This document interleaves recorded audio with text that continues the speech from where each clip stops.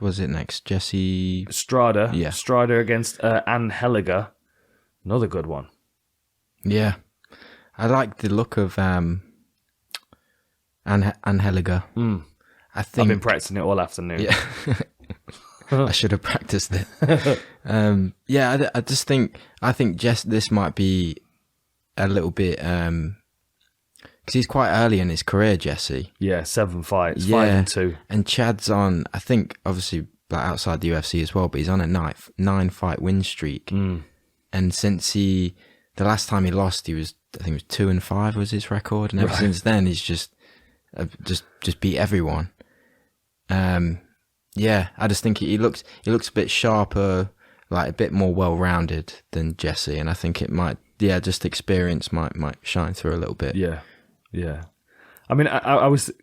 So the thing that stood out to me with these two guys is that they're both strong wrestlers. You know, Anheliger was really impressive against Gafarov in the Contender Series because he was under real heavy pressure in that first round, and he was able to come through it. You know, caught him with that knee in the second round. Then Strader on the flip side, he started wrestling because he wanted to get into MMA when he was at high school, but he's knocking people out left, right, and center. Like if you look at some of his like highlights, he's got these really weird hooks that he throws. Have you noticed? He kind of comes in like he goes hook, bang, knocks him out with a headshot. Who was bang. it against? Was it? Oh, it was against Michael Jackson. Oh, Montel Jackson. No, he fought Michael Jackson. Yeah, Combate 36. He fought a guy called Michael Jackson, and it was like the 4 body shots. Is that where he stiffed him? And yeah. I like what he does with his body shots though, because he's not winding up, so there's not a big gap between the punches. Like a couple of times he kind of level change and shoot in, and someone would tie clinch him, and then he just kind of go bam, bam, bam, bam. Like there was a guy he stopped against the fence with body shots.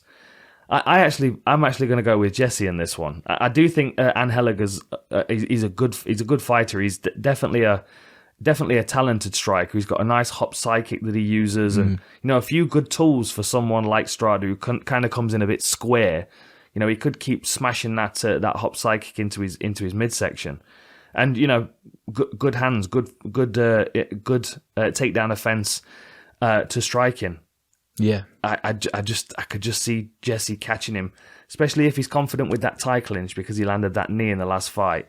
He might clamp onto a neck, and Jesse Strader might just, you know what I mean? Keep hurting him to the body. Montel was a pretty tough debut for him as well. Debut. Yeah, Montel's good. Yeah, very, very slick. And awkward because of how tall and rangy he is as well. Now, he's actually got a massive reach advantage in this, hasn't he?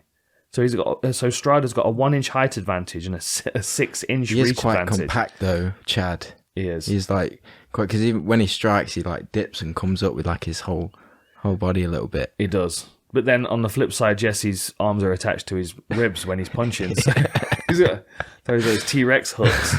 I've got to watch it back a bit more because I can't exactly figure out how he's getting so much power into them.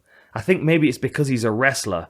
And he's like, if you think when you're over under somebody, or when you've got a body lock on someone and you're trying to twist them, the thing that's generating that power is the midsection. Right. So I wonder whether it's a familiar position to him to be kind of locked in and just, do you know what I mean? Like a lot of wrestlers seem to have kind of little short arms when they're striking. Is it like the torque? Yeah. And that's why I think a lot of wrestlers can generate a lot of power, because they understand that they're using their midsection to create the power in their legs and not their arms. You know? Big left hook. I'm going Jesse Strader because he's got a serial killer haircut. He looks like, what's his name off Dumb and Dumber? Floyd Christmas. Lloyd Christmas. Lloyd Christmas. Lloyd. That's a wicked haircut. You gotta admire that. Yeah, I'm gonna go for Chad. Yeah, that is a hell of a win streak. What is it, 9 fights? Yeah, 9 fights he's on, and he did look really good against Gafarov. This is one of those that might steal the show for me. There are a couple of fights on this card. That very first one on the card, and this one. I think we've got fights between guys that are relatively unknown to the average MMA fan that could really steal the day. We could be talking about these fights the day after.